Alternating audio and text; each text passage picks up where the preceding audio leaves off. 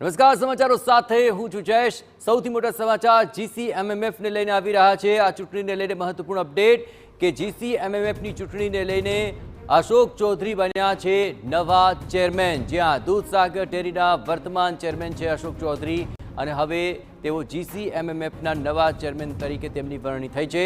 ફેડરેશનની આ ચૂંટણીમાં સૌરાષ્ટ્ર ઝોનને પ્રાધાન્ય મળ્યું છે અને આપણે જણાવીએ કે ફેડરેશનમાં વાઇસ ચેરમેન તરીકે પણ હાલ જે નામ છે તે પણ સ્પષ્ટ થઈ ચૂક્યું છે અને 2.5 વર્ષ માટે અશોક ચૌધરીની નિમણૂક થઈ ચૂકી છે। આ ઉપરાંત ગોરધન ધામેલિયા તેમને વાઇસ ચેરમેન તરીકે નિયુક્ત કરાયા છે અને વાઇસ ચેરમેન તરીકે હવે તેઓ કાર્યભાર સંભાળશે।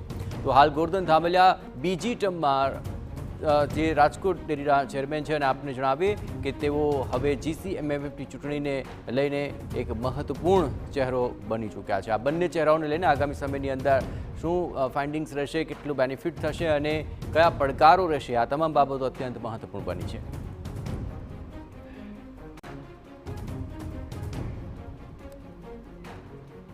અને આ આખી ચૂંટણીના પરિણામો પર વધુ વિગતે વાત કરવા માટે જોડાઈ રહ્યા છે ટીવીના સંવાદદાતા ધર્મેન્દ્ર કપાસી। ધર્મેન્દ્ર, શું આ ચહેરાઓ અપેક્ષિત હતા અને એ ચહેરાઓને લઈને હવે આગામી સમયની અંદર કેટલા મહત્વપૂર્ણ પડકારો રહેશે, કયા એવા નિર્ણયો રહેશે કે જે આ બંને લોકો દ્વારા તેના નિરાકરણ લાવવામાં આવશે? ધર્મેન્દ્ર, જયેશ, અપેક્ષિત તો હોય જ, કારણ કે માત્ર 18 ડેરી સંઘના જે સભ્યો હોય છે તેમની વચ્ચેની ચૂંટણી હોય છે, એટલે કોઈ ને કોઈ ચેરમેન બને તે નક્કી જ હોય છે।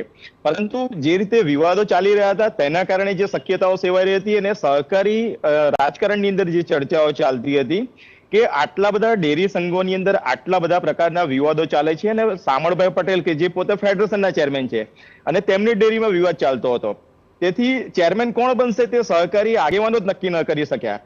મહત્વની બાબત એ છે કે અશોક ચૌધરી જ્યારે હવે ફેડરેશનના ચેરમેન બન્યા છે અને ગોરધનભાઈ ધામેલિયા કે જેઓ રાજકોટ ડેરીના વાઇસ ચેરમેન બન્યા છે, સૌરાષ્ટ્રને પ્રથમ વખત પ્રતિનિધિત્વ આ રીતે મળ્યું છે। કારણ કે વર્ષોથી જે વાઇસ ચેરમેન છે તો પંચામૃત ડેરી પંચમહાલના જેઠાભાઈ ભરવાડને મળતું હતું, કચ્છ ડેરીના સરહદ ડેરીના વાલમજી હુબ્બલને મળ્યું હતું।